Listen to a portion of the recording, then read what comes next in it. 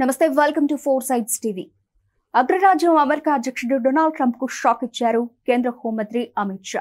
భారత్ పై ఇష్టం వచ్చినట్లు వరుస సుంకాలను విధిస్తూ పైశాచిక ఆనందం పొందుతున్నారు ట్రంప్.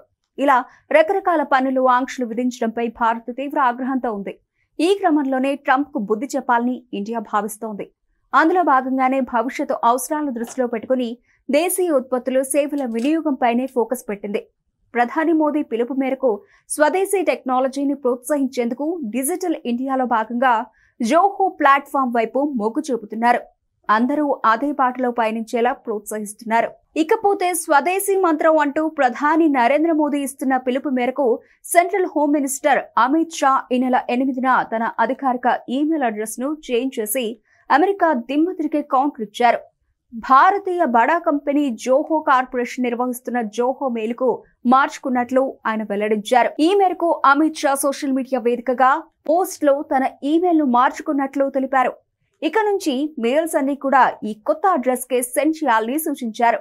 అందరికీ నమస్కారం, నేను జోహో మెయిల్ కి మారాను. దయచేసి నా ఈమెయిల్ చిరునామాలో మార్పును గమనించాలని షా ఎక్స్ లో చేసిన పోస్ట్ లో తెలిపారు. ఇక నుంచి ప్రజలు భవిష్యత్తులో ఈమెయిల్ ద్వారా ఉత్తర ప్రత్యుత్తరాలు జరపడానికి తన amitshah.bjp@johomail.in అనే ఈమెయిల్ ఐడిని ఉపయోగించాలని కోరారు. జీమెయిల్, మైక్రోసాఫ్ట్ అవుట్లుక్ కు పోటీగా జోహోమెయిల్ ను తీసుకొచ్చారు. జోహోమెయిల్ అనేది చెన్నైకి చెందిన సాఫ్ట్వేర్ సేవల సంస్థ అయిన బహుళజాతి సాంకేతిక సంస్థ జోహో కార్పొరేషన్ ప్రారంభించింది. దీన్ని 1996లో శ్రీధర్ వెంబు, టోనీ థోమస్ కలిసి స్థాపించారు. దాదాపు 3 దశాబ్దాలుగా టెక్నాలజీ, సాఫ్ట్వేర్ వ్యాపారంలో గణనీయమైన వృద్ధిని సాధించింది. ఈ సంస్థకు వరల్డ్ వైడ్ గా 18,000 కంటే ఎక్కువ మంది ఉద్యోగులు ఉన్నారు. దాదాపు 130 మిలియన్ల మంది వినియోగదారులు ఉన్నారని తెలుస్తోంది. ఇండియాలో జోహో విస్తరణకు మంచి మార్కెట్ ఉంది. ఇటీవల అరటై అనే మెసేజింగ్ అప్లికేషన్ ను స్టార్ట్ చేసింది. ప్రస్తుతం మెటా యాజమాన్యంలోని వాట్సాప్ ఆధిపత్యం చెలాయించే భారతీయ మార్కెట్ ను స్వాధీనం చేసుకునేందుకు ప్రయత్నిస్తోంది. ప్రస్తుతానికి మెసేజింగ్ అప్లికేషన్ కాల్స్ కోసం మాత్రమే ఎండ్ టు ఎండ్ ఎన్క్రిప్షన్ ను అందిస్తోంది, కానీ టెక్స్ట్ మెసేజ్లకు కాదు. నిజానికి అరటైలోని ఆ క్లౌడ్ స్టోరేజ్ ను ఆపేసి end to end encrypted chat ను అందిస్తున్నామని తెలిపారు.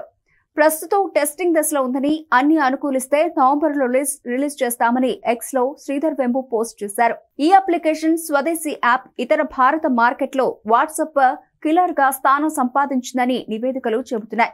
Zoho what space, Zoho mail, Zoho CRM వంటి ఉత్పత్తుల ద్వారా మైక్రోసాఫ్ట్, సేల్స్ ఫోర్స్, గూగుల్ వంటి ప్రపంచ టెక్ దిగ్గజాలతో పోటీ పడిన హిస్టరీ జోహో కార్పుకు ఉంది. జోహో రూపొందించిన మెసేజింగ్ యాప్ అరట్టైని యూజ్ చేయాలని ధర్మేంద్ర ప్రధాన్ ఇటీవల పిలుపునిచ్చారు. ప్రస్తుతం అరట్టైకు ఇండియా వైజ్ గా ఆదరణ లభిస్తోంది. ఈ యాప్ ను భారతీయులు విపరీతంగా డౌన్లోడ్ చేసుకుంటున్నారు. మన స్వదేశీ యాప్లను ప్రోత్సహించాల్సిన అవసరం ఎంతైనా ఉంది. ఈ విషయంలో ఇండియన్స్ అందరూ కూడా ఆలోచించాలి. మనపై ఇష్టం వచ్చినట్లు సుంకాలు విధిస్తున్న అమెరికా లాంటి దేశాలకు తగిన బుద్ధి చెప్పాల్సిన తరుణం ఇది. సో భారతీయులంతా కూడా స్వదేశానికి చెందిన యాప్లు, స్వదేశీ దుస్తులు, స్వదేశీ సరుకులు, స్వదేశీ వాహనాలు ఇలా అన్ని కూడా స్వదేశంలో తయారైనవి, ఉత్పత్తి అయినవి మాత్రమే వినియోగిస్తే మంచిదని సగటు భారతీయుడి అభిప్రాయం.